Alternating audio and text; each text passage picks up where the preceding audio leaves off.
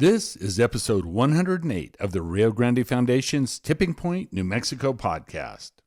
I'm Paul Gessing. And I'm Wally Drangmeister. I'm president of the Rio Grande Foundation, New Mexico's free market think tank. You can find out more about the foundation at riograndefoundation.org. This and every week, we'll be talking to you about public policy issues facing New Mexico. Wally, there's a lot to talk about even as we head into the Independence Day week. Policy issues as well as event issues coming up, and specifically wanted to give folks a little bit of a quick behind the scenes kind of insight into something that happened this week. Rio Grande Foundation's main website was down for much of the past week, involving a transfer of ownership of the domain riograndefoundation.org. Wound up taking a lot longer and involving the site going down. But we're back up now. Everything got transferred over, and folks can look for better content coming from our website and our emails, more timely, etc. So hopefully it was worth the pain of this past week and the stress of having the website for the organization down for, about 4 or 5 days. So it was a little bit traumatic, but we came out the other side. Well, I'm glad you did. Things are working well this morning fast. It's incredible the reliance that business and politics and communication has on the internet. And so when something goes wrong, this was not a mass outage, of course, but even on a small one, how much it impacts things, it's great to have it back.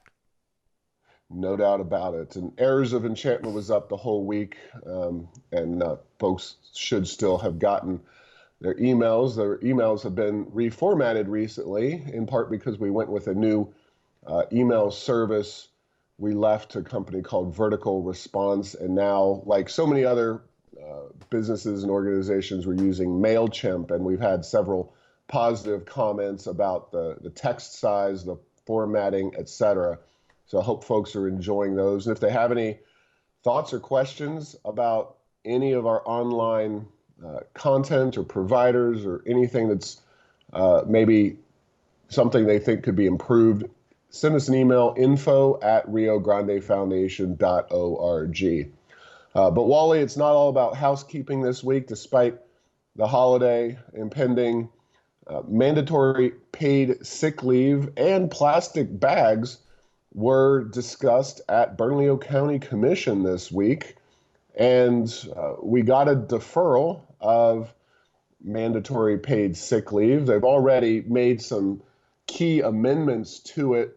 But on the plastic bag situation, they went forward with a fairly robust ban that includes styrofoam containers at restaurants. So in the city, you actually have a city of Albuquerque, that is, a more reasonable, if you will, plastics ban. But Bernco County Commission, in this case, is more aggressive, going after the proverbial New Mexican food containers that led to changes at the city. So one of the challenges with making public policy at the local level there, you've got all kinds of different ideas and policies in place. But we should talk about both of those. And I know you have some insights into both of those issues as far as your personal life. So any thoughts on either or both the ban on plastics or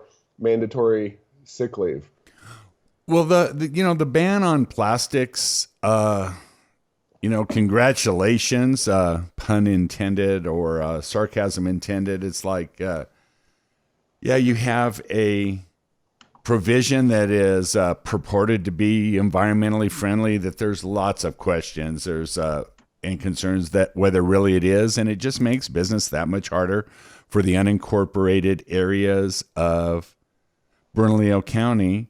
Meanwhile, things that are impacting our daily lives, the crime situation in the greater Albuquerque area, mental health, of which we've paid taxes but don't have services, keeps going forward without any, seeming solutions or actions. And it just, to me, smacks of a commission that is out of touch with what is really impacting people's lives on a day-to-day point of view. And again, I'm not one of those that government can solve everything, but it seems like there are some things that are certainly within the purview of the county commission that would be much higher than this. And so if they're happy about it, I'm happy for them. But I think it just inconveniences the small businesses, the restaurants that are in the East Mountain, the South Valley. And really, it's rearranging some deck chairs on the Titanic from a policy point of view, as opposed to dealing with the issues that really are impacting our communities on a daily basis. Yeah, and unfortunately, because those two issues were so concurrently addressed, the foundation had to beg off of really working as actively as we would have liked on the plastics issue, a big issue for the foundation, but mandatory paid sick leave really would have some transformative negative impacts. The changes made to the current sick leave proposal as it's moving forward replace paid sick leave with paid time off. Not really of great importance to employers. In fact, it in many ways broadens the applicability of the paid mandate. If sick leave was the mandate before, that's a relatively narrow use. Now paid time off is a pretty general use. You can use that time for whatever you want, sickness or otherwise. The other major change, and I know a big concern for a lot of the businesses in our community, was the issue of lawsuits. And this current bill, as moving forward, limits the number of folks who can file a lawsuit under the ordinance. Instead of anybody, you have the affected employee and his or her representative. Now, there's no doubt that plenty of left-wing organizations with attorneys will step forward to file lawsuits for any employee that has a beef under this proposal. So this is not to say that this is a big step in the right direction, but it does somewhat limit who can step forward and file lawsuits to tie up these businesses. There's still work to be done, in my opinion. We don't think that the government should be mandating these kinds of benefits and stepping in between employers and their employees. But it doesn't seem that there's going to be a willingness on the part of the Bernalillo County Commission to step back completely, unless and until the two folks on the commission who are most impacted, Piscotti, Commissioner Piscotti from the East Mountains, and Stephen Michael Quezada from the South Valley. Those are the two that are going to see their businesses massively impacted, as they represent the most of the unincorporated area of this county. But with Maggie Hart Stebbins, the liberal ringleader on county commission, and really for the progressives throughout New Mexico in many ways, very influential person, she is, I think, moving things forward no matter what position the business community takes, or even these commissioners. I think they don't have the backbone or willingness to step up and oppose mandatory leave in whatever form it might take completely. But only time will tell. We will be continuing to fight on this particular issue, and I know it's something that the business community cares deeply about.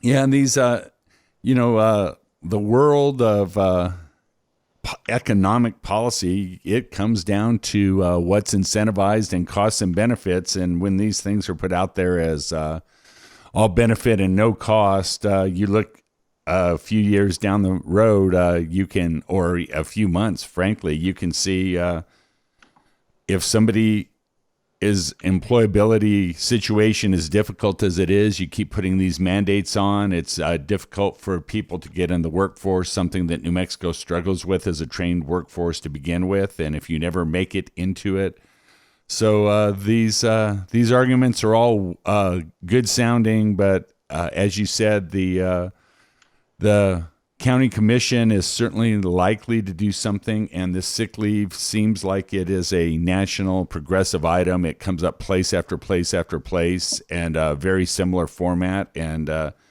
the Bernalillo County Commission's just one of the latest ones, and New Mexico seems to be leapfrogging a lot of more common sense economic policies of other states and going right there with the California, Oregon approach to doing business. And it's frankly a little bit concerning if you operate here and if you're employed here for that matter, because it can really hurt business long-term in New Mexico.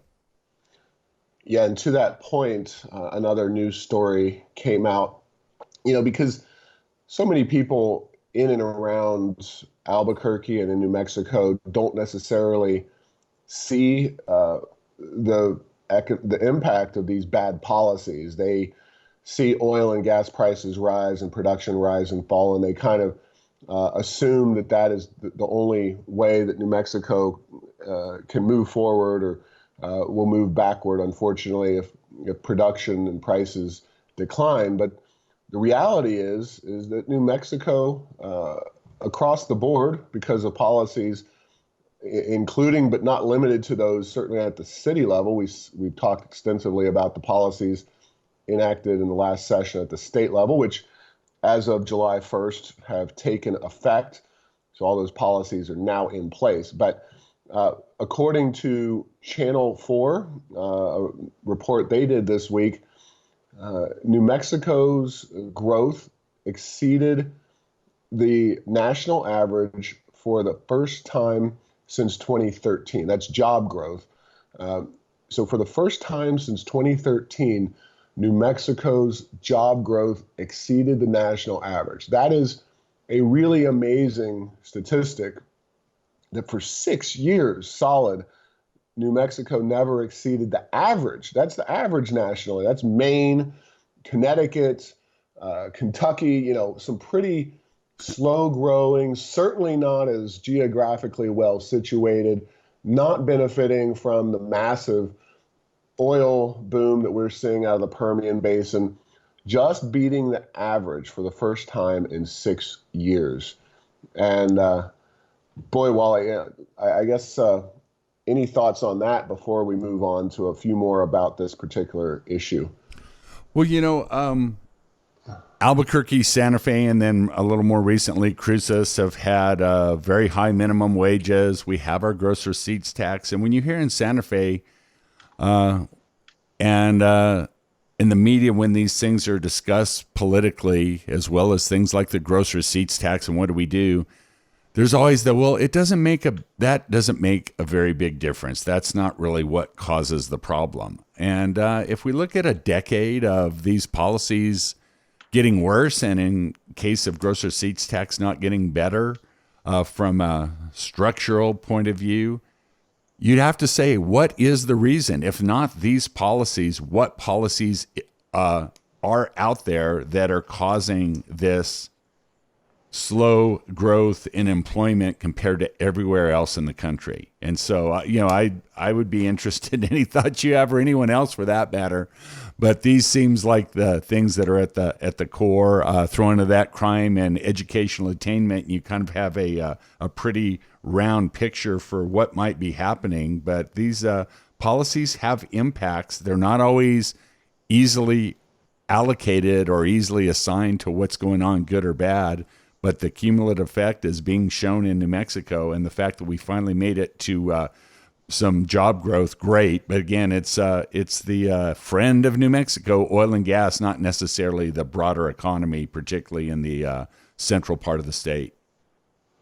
Yeah, and in that KOB report, they noted that the mining and construction category, and this is government statistics mining and construction, from a jobs perspective, is a relatively small portion of the economy, but we have to focus on the sheer volume of money and resources flowing into both the private sector and government coffers in New Mexico, and how that money is also being used to fund job growth throughout the state. So it is that particular category. That oil boom is carrying New Mexico, again, for the first time since 2013, above the national average.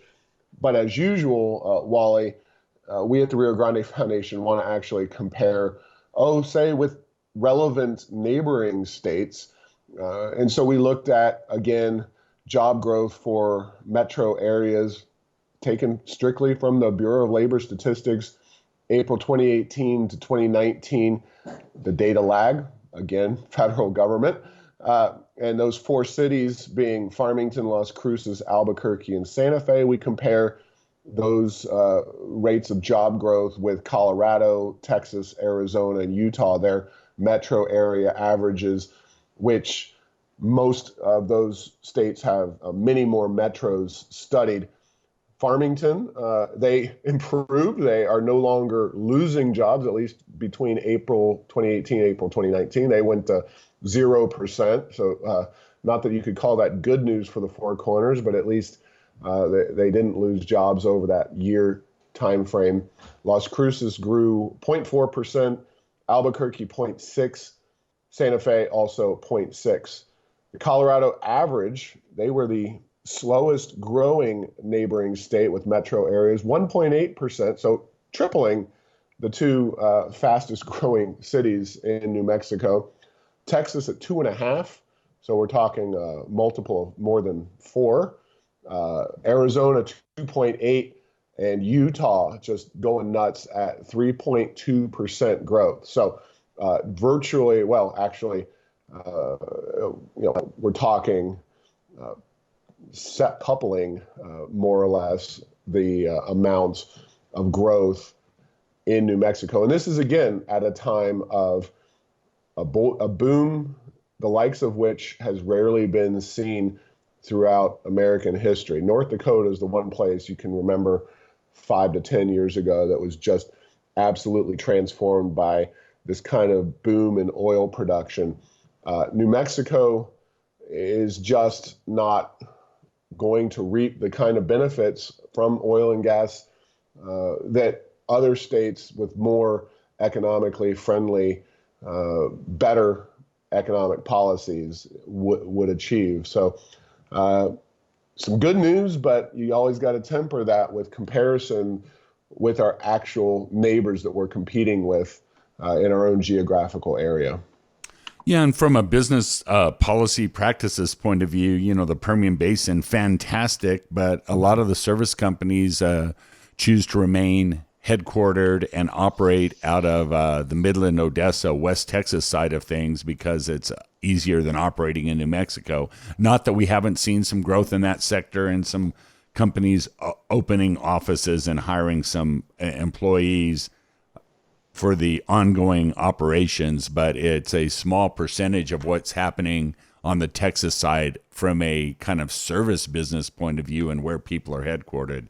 And that is what would you say, a unfortunate, opportunity that the state is losing out on in the midst of this great boom going on down there. No doubt about it. Wally, I know it's common practice to celebrate anniversaries kind of before they happen, but last week's podcast was so jam-packed with information and material that we neglected to mention a very important anniversary that just passed us by on June the 27th. That was the 1-year anniversary of the Janus versus AFSCME decision of the U.S. Supreme Court, which provided right-to-work benefits. You can freely associate with a government employee union or choose not to pay the dues or be affiliated in any way with the union. That is as a precondition of employment with the government. And Very, very momentous decision there by the U.S. Supreme Court. A year later, of course, labor issues, these kinds of policy issues, freedom of association are still incredibly important. And of course, during that year time span, the Rio Grande Foundation helped achieve 10 victories in counties and private sector workers, allowing them the freedom to associate with the union or not. And then we had the legislature and governor teaming up in this session to destroy those newfound worker gains. And then several pieces of federal legislation. So a very momentous anniversary, a great day for freedom, June 27th, 2018. Yeah, and it is ironic that in places like New Mexico, government workers are given this a freedom, but private sector workers largely are not. And it is a momentous occasion. It's interesting in terms of talking about all of the negative things that opponents of this Janus decision have talked about. I'm not sure if those have come to fruition, but without a doubt, public sector union dues, I am sure, are down, but it's the unions have certainly not gone away in the public sector, as some people were saying. And ironically, many of those voices poor mouthing the unions and their prospects politically in the wake of the Janus decision, because it was widely expected that the court would rule in this way. That the unions themselves were saying, "Oh, this is going to destroy us. This is going to make us totally irrelevant." And while it is true that many unions have lost a great deal of membership and money, public employee unions are among the most powerful special interest groups in any state house around the country.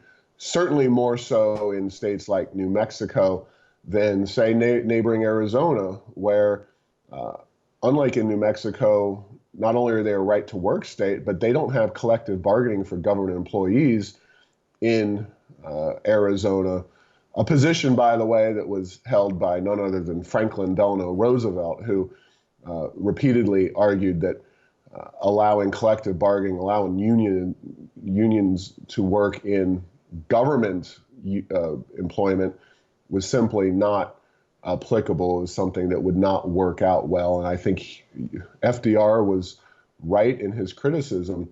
Now, not only is there a lot of effort going on at the state level, both here in New Mexico and around the country, but legislation was introduced. Of course, the House is now under Democrat control.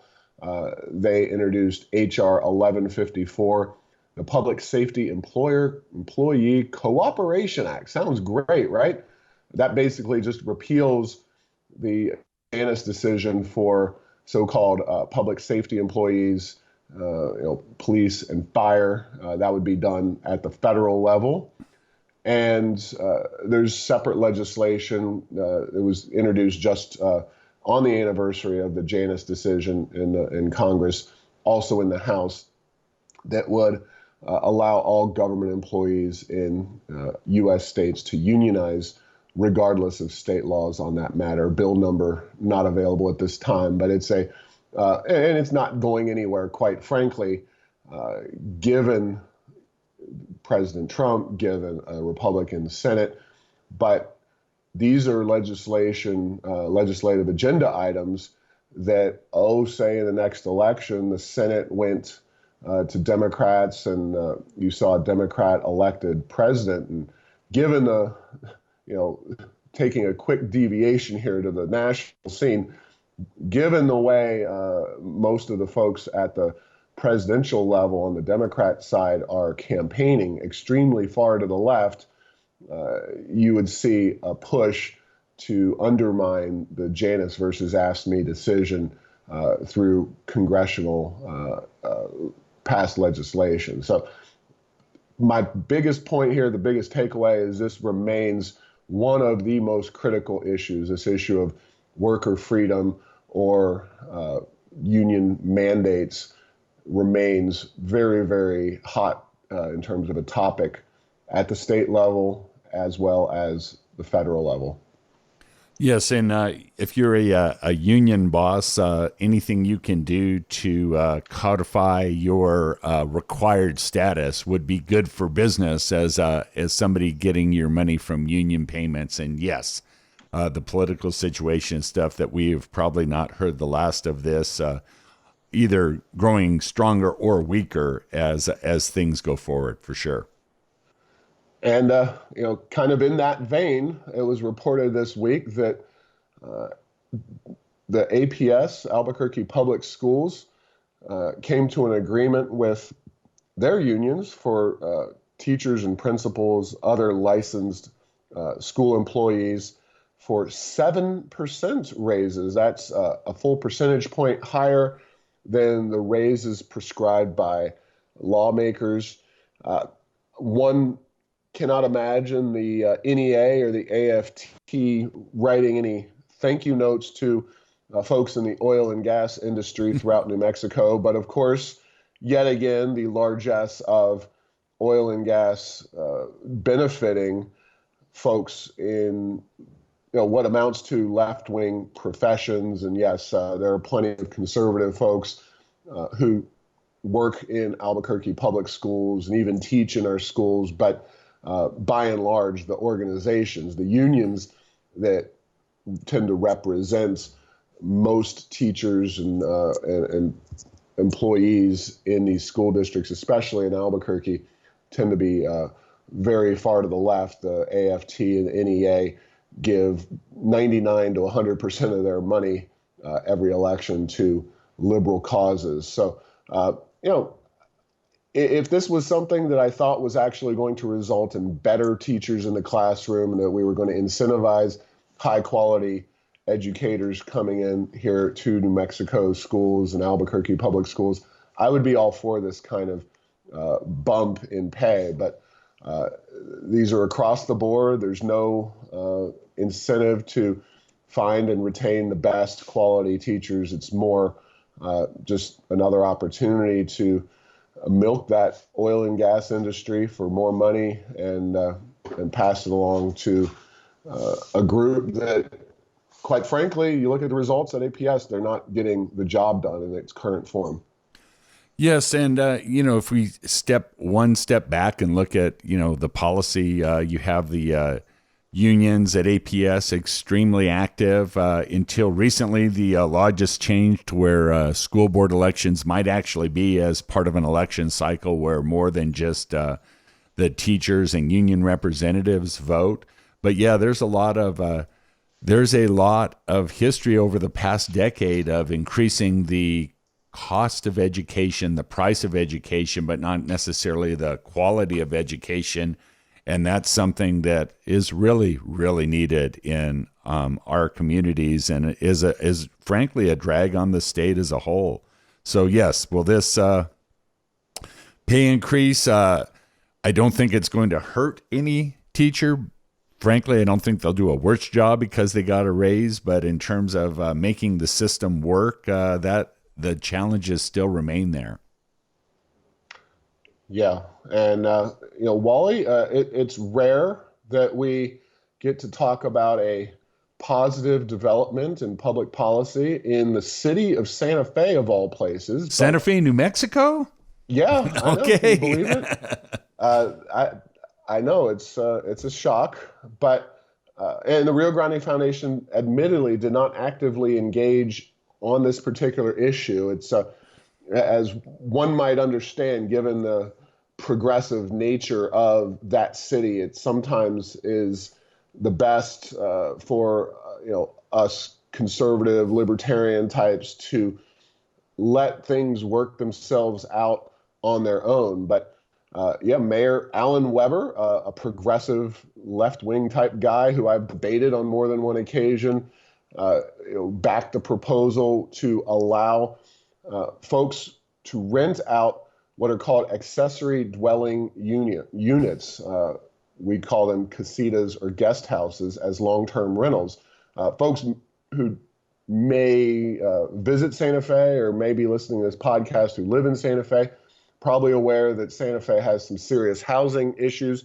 That is mostly a supply-driven problem. Yes, demand to live in Santa Fe, it's a unique place culturally, geographically, et cetera. It is a place that a lot of people want to be, but the city has been very oriented towards the NIMBY crowd, not in my backyard, limiting multiple family dwellings, apartment complexes, those kinds of things.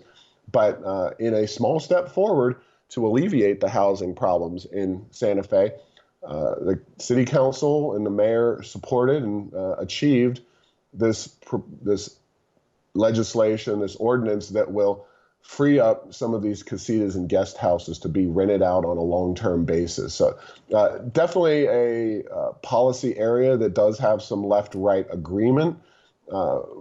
This is kind of the NIMBYs versus the YIMBYs, I guess. Yes, in my backyarders, folks who want to see housing problems reduced and improved. And yeah, some good news out of the city different up there. So very, very exciting stuff. Yeah, it is very exciting. Issues like this with regard to housing are very complicated, and it seems like the places where more market, more freedom-oriented solutions are implemented, things tend to work out a lot better. You know, places that have your rent controls and other kind of restrictive things, it's amazing how quickly prices explode and how things go bad. And to be able to use a resource that exists in Santa Fe just because of how it was put together over years.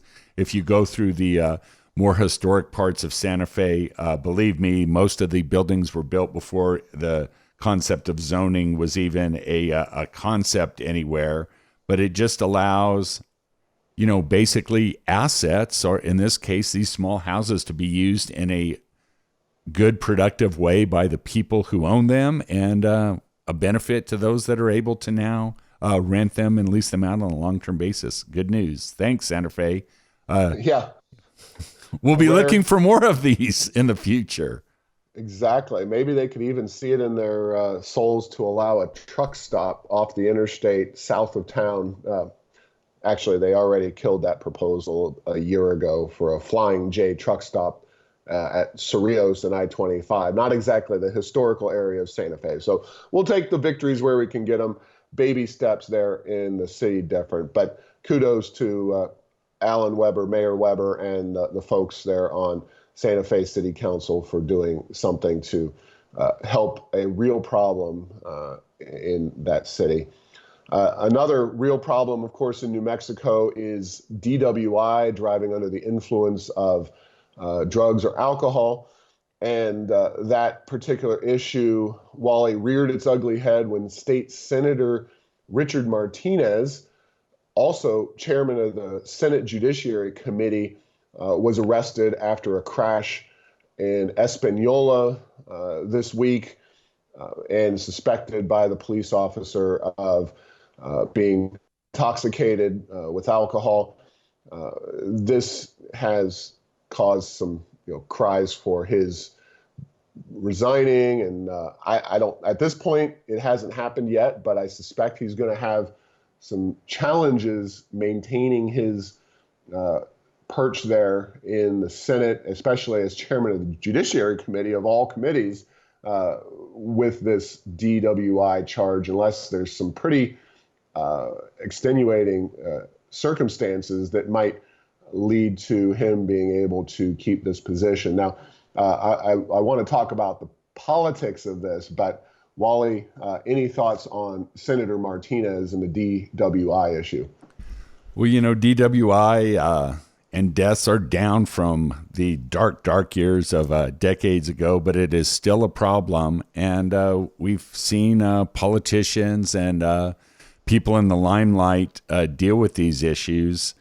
He did not submit to a breath test, which makes this aggravated, which ups the stakes win or lose.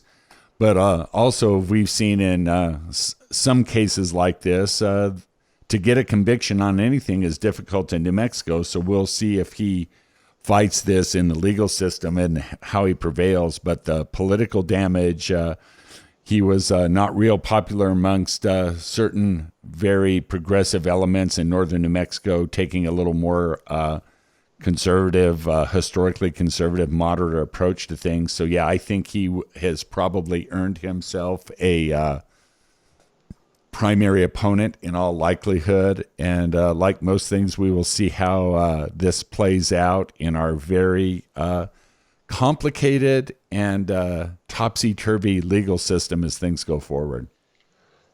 Yeah, of course, DWI is a bipartisan issue, not just the policies, of course, but the incidents thereof among our legislative classes. Representative Monica Youngblood, a Republican, in May of last year, was arrested and convicted of aggravated DWI. She did run or continue running for re-election, ultimately losing in what amounted to a Democrat landslide. I'd be interested in the old time machine there, Wally, and seeing what would have happened, because Monica Youngblood was in a pretty solid conservative seat, as I understood it, but in a landslide tsunami year for Democrats, it would have been pretty shocking if any Republican had maintained their urban Albuquerque seat. But nonetheless, she was defeated by Democrat Karen Bash, and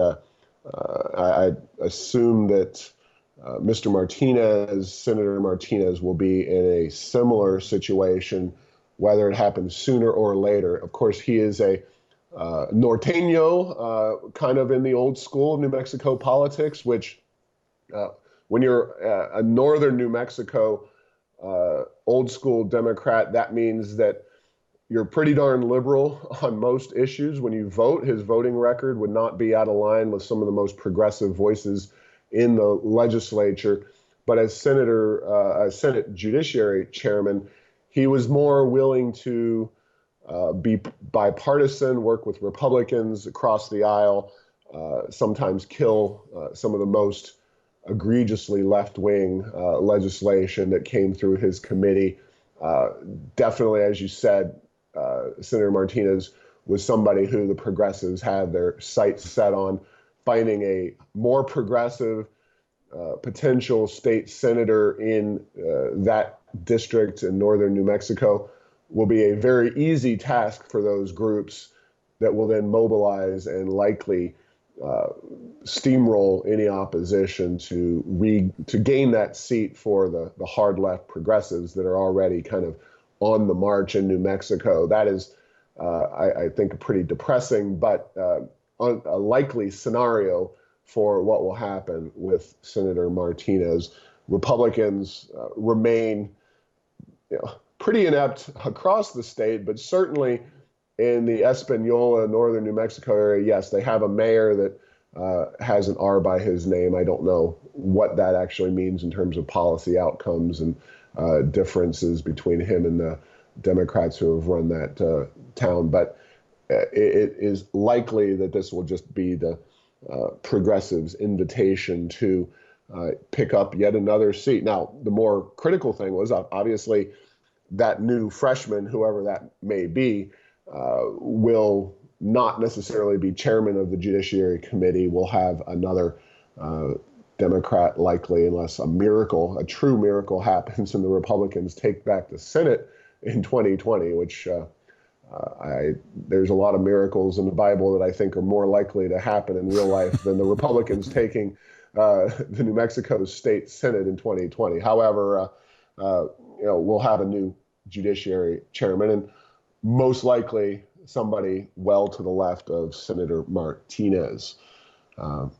Any last thoughts on that, Wally? Yeah, just the idea, particularly now in the Senate going into this next year, is that longtime Ds that are receiving anything less than 100% voting score on the progressive agenda are candidates for primary opposition and try to be taken out. And then when you do something like this, it certainly brings that to the forefront. So this is he's politically part of a larger scheme, and regardless of the outcome of his legal issues and his driving under the influence charge.